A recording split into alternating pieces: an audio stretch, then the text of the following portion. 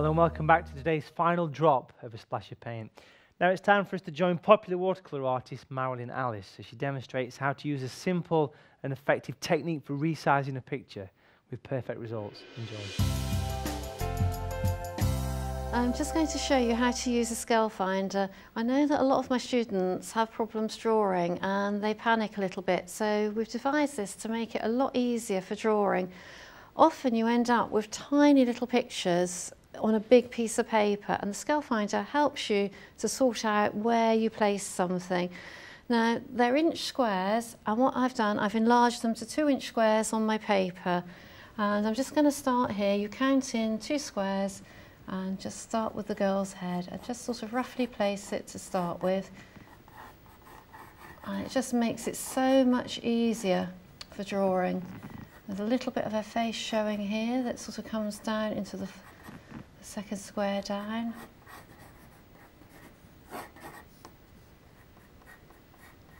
Also means that you get the head heights correct when you're drawing people. It's great for people paintings.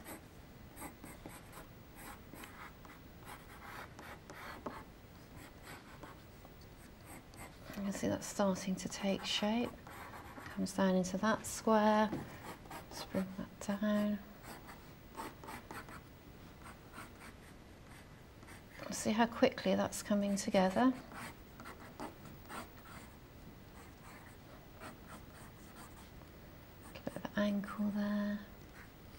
I think this is lovely, the bottoms of the shoes. It just adds that movement to your picture. Just tidy that up a little bit. That comes down to there. Now what I do before I start painting is I rub out anything that I've just corrected slightly, and you also rub out the grid lines. That comes out there. She's got a hand that comes over, sort of up to there on that line of the grid. Just place the bucket, that's for the boys. Because you can end up with a big gap with a very wide bucket or a very tiny one. So all the time it's just helping you place everything exactly where it needs to be. The boy is a little bit shorter.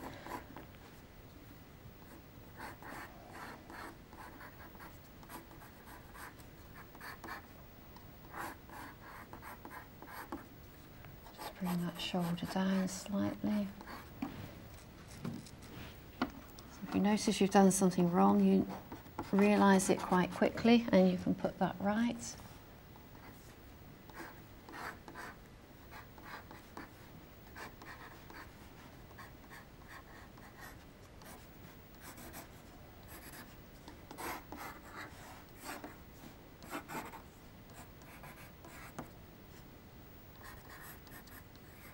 Just draw his elbow in.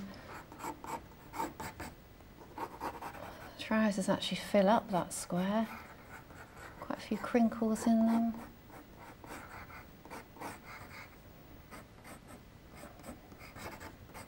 Just bring that down slightly.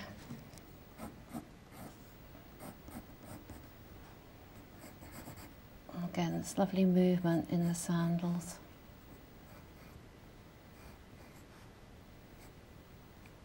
Over there, that's much bigger than you actually might think it is, so that's where the scale finder comes into its own.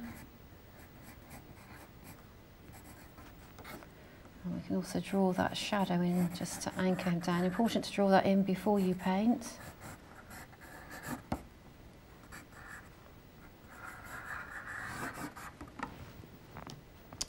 And what I can do now is take out all those lines before I put any paint on.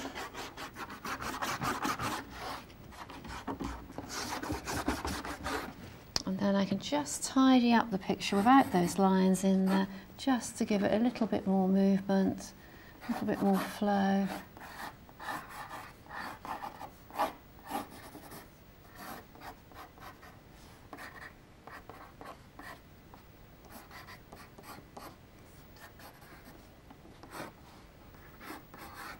Some movement in there with the clothes. Just a few creases in the jumper. amazing how much easier that makes it. So you can tackle anything really, market scenes, anything that maybe you'd be a little bit afraid to try. Using a scale finder, it helps to place everything before you finish off your drawing and start painting.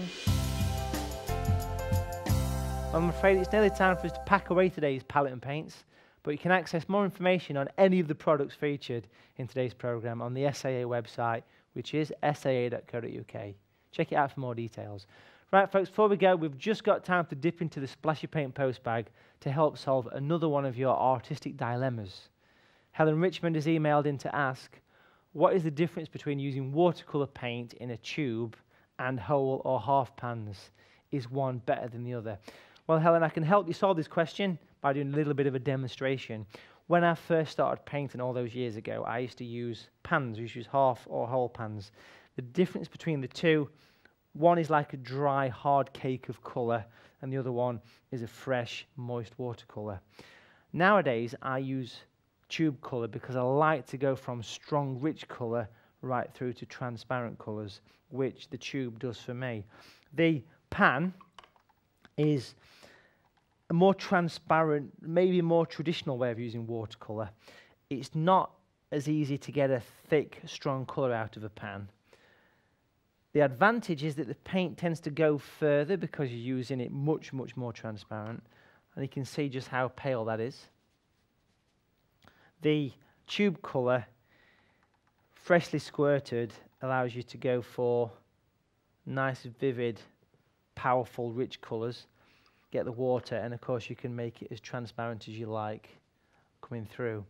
So my personal choices go for the actual tube colour. When the tube dries, it just turns into a pan, so you can still use the colour. Just keep topping up. A palette like this is great because you can squirt it in, and you can just keep adding and adding.